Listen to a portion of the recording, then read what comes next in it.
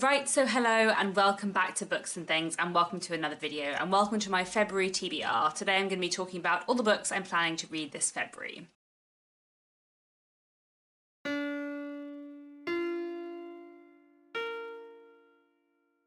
I don't typically tend to make monthly TBRs, but I do have a few reading plans for this month, and I'm also planning to participate in one readathon, the We Love Jenny Readathon, which I'll talk a bit more about later in the video. So I thought I would make a TBR for February and tell you about some of the books I'm hoping to read this month. So to start off with, I have a few rereads that I'm planning for February, one of which is Hard Times by Charles Dickens. This is the February pick for the Mega Dickens read-along. I'll leave more information down below about the Mega Dickens read-along if you're interested, but it is a 2-year read-along where we're reading the novels of Charles Dickens in chronological publication order, and we're a bit over halfway through. I've already started rereading Hard Times, listening to it on audiobook, and I'm just absolutely loving it. It's a real joy, a real pleasure to reread this one. It's such an interesting Dickens book. Hard Times is a wonderful Victorian industrial novel set in the fictional manufacturing town of Coketown, following various characters, several of whom are obsessed with fact and believe that fact is the only thing that matters. They're very much utilitarians, obsessed with political economy, who have no time for feeling or emotion or imagination, and Dickens is kind of using social criticism in Hard Times to talk about the dangers of an attitude like that, and it's just a really fantastic book, so I'm really enjoying my reread so far. And then another thing I'm hoping to reread in February is The Rebecca Rioter by Amy Dilwyn. Amy Dilwyn, like Dickens, is a Victorian writer, though Amy Dilwyn is obviously much less well known than Charles Dickens, but she's a really fantastic writer. I've read 3 of her books and loved them all. The Rebecca Rioter was the first one of hers I read many years ago, and I really liked it. And I'm hoping to reread The Rebecca Rioter in February because at some point in March or April I'm hopefully going to be a guest on a podcast talking about Amy Dilwyn. This book was published in 1880, but it's set a bit earlier on in the 19th century, and it is set in Wales, and it looks at the Rebecca riots, which was a real historical event. And this book looks at one young man who kind of gets caught up in these riots, but also his friendship and kind of love for a woman of a higher class than him. It's really good, but it's been years since I've read it, so I'm really looking forward to reading that. Sticking with the rereads, actually, I'm part of a in-person book club where every month we read one play, one short story, and one poetry collection. I really enjoy the book club format we have. It definitely broadens my horizons and makes me read in different formats. Saying that, 2 out of the 3 things we're doing in February I have read before. So our play for February is A Streetcar Named Desire by Tennessee Williams.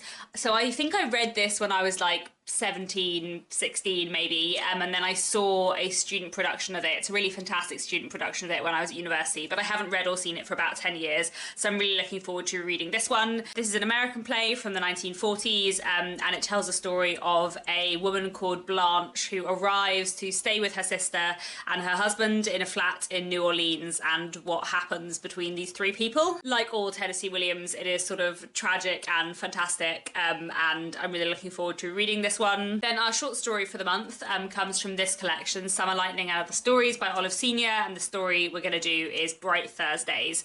So I read this collection last year. I got it out of the library at the time, but I've got myself a copy since because this was one of my favourite short story collections I've ever read. I thought it was just fantastic. Olive Senior was a Jamaican writer, and most of these stories are from the 1980s, and I just thought they were amazing. So I picked Bright Thursdays for our book club short story pick this month, and I'm really looking forward to rereading it, even though it's been less than a year since I last read it. I'm not going to reread the whole collection, but I will reread Bright Thursdays, and yeah, it was just a wonderful short story. Just one of those short stories where I'm like, this is perfectly formed in every way. It's about a young girl whose father has kind of abandoned her and her mother, and then one day her father's parents get in touch with her and say, we'd like you to come and live with us, and we want to make sure you have a better quality of life than you're having with your mother. But it's kind of done more out of pride than kindness, and it's kind of about her awkward life living with her grandparents who she doesn't really know, and it's just fantastic. So I highly recommend Olive Senior, and Bright Thursdays is a wonderful story. Then the poetry pick for our book club for February is Birthday Letters by Ted Hughes. This poetry collection is from 1998, and I have quite enjoyed the Ted Hughes I've read before, but not necessarily loved the Ted Hughes I've read before, so I'm kind of curious to see what I think of this. we'll see. I always enjoy reading some poetry every month. Then I have two pretty thin classics that I currently have out the library that I'm hoping to read in February. So here we have another Victorian novel. This is The Struggles of Brown, Jones and Robinson by Anthony Trollope. It is my mission to read all of Anthony Trollope's novels, and I am on 34 out of 47. I didn't actually realise it was this short when I reserved it from the library, so that's exciting. I should definitely be able to get to this in February, and I'm really looking forward to it. I feel like whenever I pick up a new Anthony Trollope book, I don't actually do any research into the novel specifically, because I just know that I love Anthony Trollope and I will love everything that he writes, and I kind of don't need to know what the book is about. I think this is about a young man who works at a company called Brown, Jones and Robinson's that is, I think, a haberdashery company maybe. I think he's maybe like a clerk, but I don't really know and I don't really need to know. I love Anthony Trollope. I'm sure I will love this. And then the other book I have out from the library is this. This is The Palm Wine Drinkard by Amos Tutuola. This is a modern classic from 1952 from Nigeria, and Nigeria is one of the countries I have on my list for like my international classics goal this year. Every year I pick a few countries and try and read a few different classics from them to kind of like encourage me to read classics from around the world, and Nigeria is one of my picks for this year. And I think this is going to be quite an interesting read. Apparently it's about a man who goes to the land of the dead in order to search for a man who used to sell him palm wine, and I think this is meant to kind of combine Yoruba folklore with other elements, and it sounds really interesting, so I'm looking forward to this one. And again, it's not very long, so I should definitely be able to get to this in February. The next thing I want to talk about in this video is the readathon that I'm going to be taking part in February, and that is the We Love Jenny Readathon, which is being hosted by Christy Luis from Dostoevsky in Space and Tiffany from Beautiful Minutiae. And this readathon is kind of all about celebrating the life of Jennifer Brooks, who was a wonderful booktuber who very sadly passed away in January,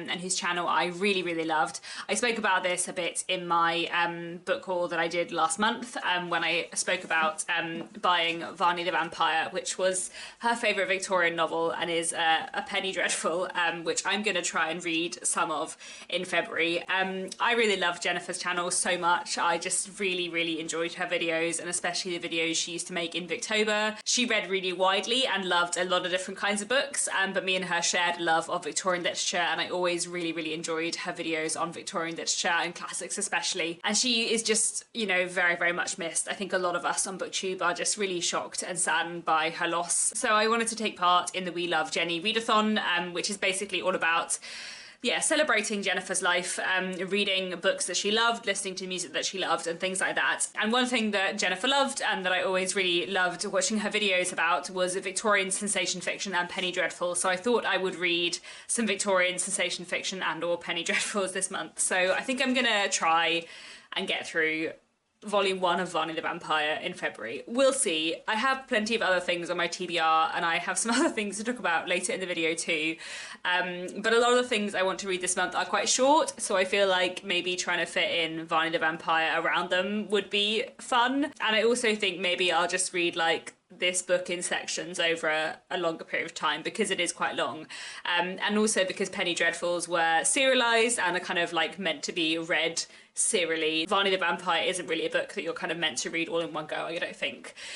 So Varney the Vampire was a penny dreadful, and if you don't know what a penny dreadful is, I will link the amazing video Jennifer Brooks made about penny dreadfuls a little while ago. But basically penny dreadfuls were cheap magazines that were sold for a penny in the Victorian period, which contained serialized fiction, often of a sort of very sensational and dramatic kind, including Varney the Vampire, which is a vampire story, obviously. This massive thing here is volume 1.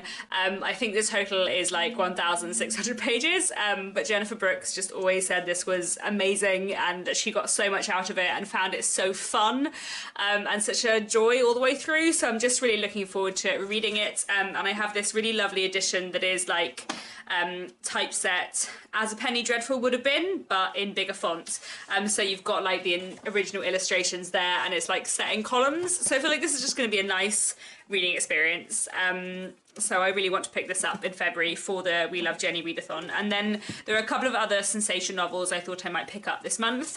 So I have this on my shelves. This is The Doctor's Wife by Mary Elizabeth Braddon. I don't know whether Jennifer had read The Doctor's Wife, but I know that Lady Audley's Secret, which is another novel by Mary Elizabeth Braddon, was one of her favourite Victorian books. And I've already read Lady Audley's Secret and also Aurora Floyd by this author, but I haven't read The Doctor's Wife, and I've heard very good things about about it, so I thought I might try and read this in February. It's not too long, but the text is relatively small, so we'll see how I go, but I think this should be really interesting. I'm not going to read the back of the book because classic editions always spoil things, but I think I've heard someone say that this is like a reinterpretation of Madame Bovary. I kind of hated Madame Bovary, so we'll see whether or not I get on with this. But I guess that probably means it's about a marriage breaking down and potentially someone having an affair. But it's Mary Elizabeth Braddon, so I assume there's going to be some drama and sensation in there, and I hope that I will really enjoy it. And then I also thought it would be nice to read some Wilkie Collins this month. Jennifer Brooks loved Wilkie Collins. She made lots of great videos about Wilkie Collins, some of which I'll link down below. And the other day I was rewatching her Wilkie Collins ranking video, and there are 3 Wilkie Collins books that she'd read that I haven't read, which are Antonina, The Dead Secret, and Jezebel's Daughter. So I thought it might be nice to read one of them in February. And I think I'm probably going to end up reading The Dead Secret because my library audiobook app has a copy that I can get, and Wilkie Collins has worked really well on audiobook for me before in the past, and I think I have plenty to read physically this month, so it would be nice to have some more audiobooks on my list. I don't know too much about it, but Wilkie Collins is an author where I don't need to know masses about his books before I go into them. It's not quite like Anthony Trollope. I have a very love-hate relationship with Wilkie Collins where I absolutely adore some of his books, and other books by him I don't get on with so well. But because I love some of his books so much, I do feel like he is an author I want to read everything by at some point. So I'm kind of just happy to go into a Wilkie Collins book relatively unknowing. So yeah, I'll hopefully read The Dead Secret in February. We'll see how I go. So those are my kind of priority books for February. Lots of Victorian literature in there, which is always nice. However, I do think I will probably manage to read more than this in February. I mean, we'll see how February goes. I find my reading goes up and down a lot, especially depending on kind of my work level in a month. But quite a lot of these books are very short, with the obvious exception of Varney the Vampire, but I'm not sure I will end up finishing it in February. I think I would just like to read some of it during the We Love Jenny Readathon.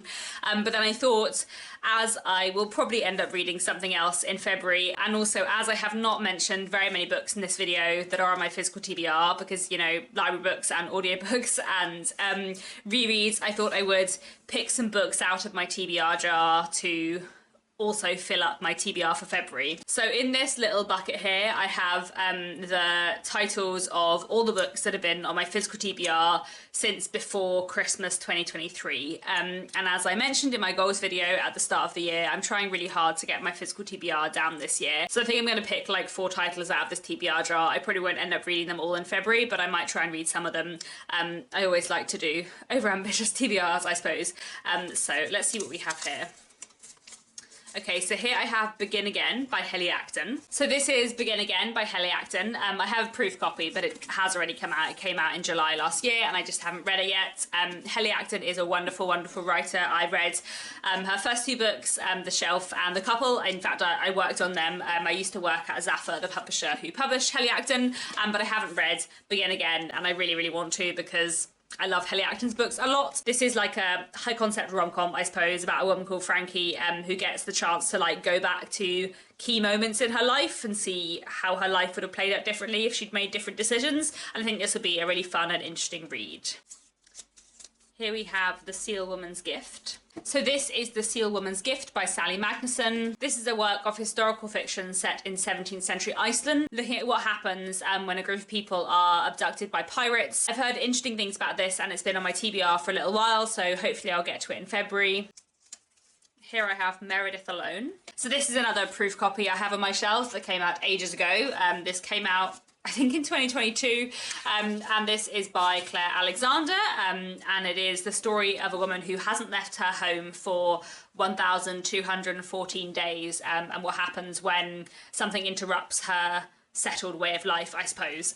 This sounds really interesting. It's meant to be very, very good. It's published by Michael Joseph, who are my publisher, which is why I have a proof copy of it to begin with. I think this should be an interesting read. It is a bit longer, so I feel like my February TBR is already unachievable, but you know, we'll see how I go. I'll pick out one last book, but like I said, I feel like this is definitely more than I can read, but I do always like having books to pick from when I do a TBR. A Perfectly Good Man. So this is A Perfectly Good Man by Patrick Gale. I've read I think 3 of his books before, and I've really enjoyed all of them, so I'm excited to read more by him, and this has been on my TBR for a little while. I think it's about what happens when a young man comes to his priest with an unexpected request, and kind of looks at what happens to the community following that. So I'm hoping this will be a really interesting read, and I'm looking forward to getting to it. So those are some books that I might read in February. There's obviously a lot on this list, and I probably am not going to get to all of them, but hopefully I'll get to some of them, and some of them will carry on over into March. I think the rereads and the books for the We Love Jenny Readathon will be my priorities this month,